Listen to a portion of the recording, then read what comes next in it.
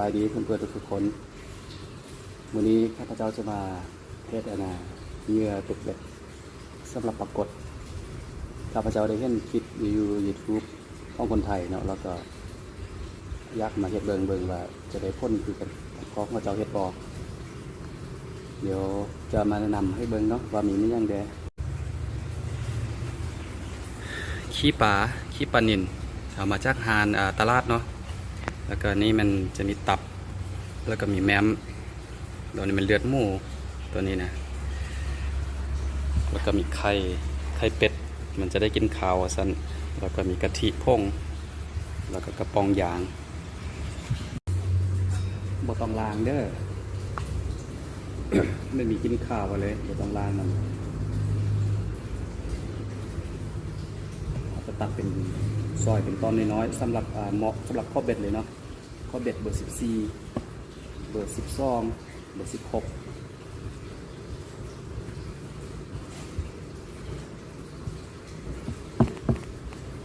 บ่ได้แม่นเห็ดลาบเห็ดอาหารแกมเบียร์ได้ แล้วเขาจะผิดเลยนี่นะบางคนอัตราป้าเธอไปลงทุนซื้ออันแพงมาเห็ดแท้มันก็บ่ได้แพงเท่าไหร่เนาะลองเห็ดเบิ่งถ้าเป็นตอนน้อยๆแบบนี้เนาะเล่นดีบ่ประมาณข้อเบ็ดเลย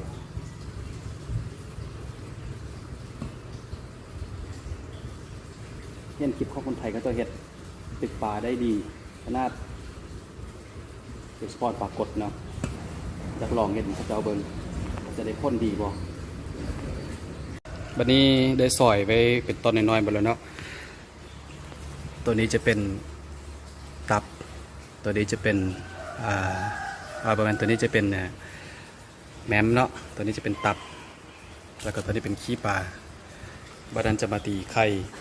กับกะทิแล้วก็เลือดให้เข้ากันจึงจะไปผสมกะทิก็ใส่ลงไปเครื่องซองเนาะสำหรับเห็ดซัมนี้60 กรัมเจ้าวันนี้ก็คนกะทิกับไข่นี่ให้เข้ากันดีๆก่อนเนาะที่ใส่กะทินี่ย้อนว่าอยากให้มันทั้งเนื้อให้มันแตกมันดีเนาะแตกมันดีแล้วก็เพิ่มความหอมให้กับเนื้อเอ็กปลาจะได้ดึงดูดปลาดีขึ้นหลังจากตีเข้ากันแล้วก็เอาเลือดมาผสมเนาะตีเลือดให้เข้ากันอีกแบบนี้นะใส่เข้าไปหมดเลย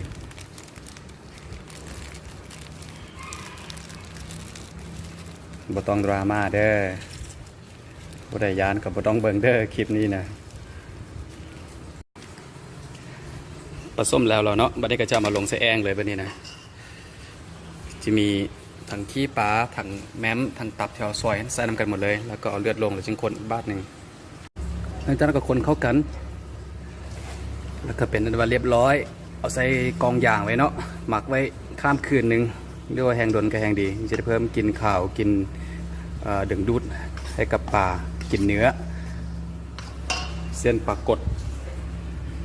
หรือว่าปลาก้นแล้วก็ปลาคอเนาะต่างๆปลาที่กินเนื้อจะดึงดูดดีบ่ซั้นเราก็บ่เคยเฮ็ดเชื่อทำอิฐนี้ลองเบิ่งว่าจะได้พ้นคือแบบนักตกปลาไทยก็จะเฮ็ดบ่เนาะได้เป็นทีห้อยแล้วเนาะจะเป็นหน้าตาแบบสีนี้อาจจะมีน้ำเลือดไล่นิดนึงเดียวตามที่นักตกปลาเพิ่นบอกไว้หันหลังจาก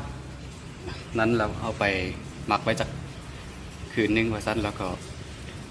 เรียกว่าแห้งดนแห้งดีจึงจะดีกินข้าวกินหอมหนึ่งดูดปลาหันไล่ขึ้นแล้วก็ตอนที่จะ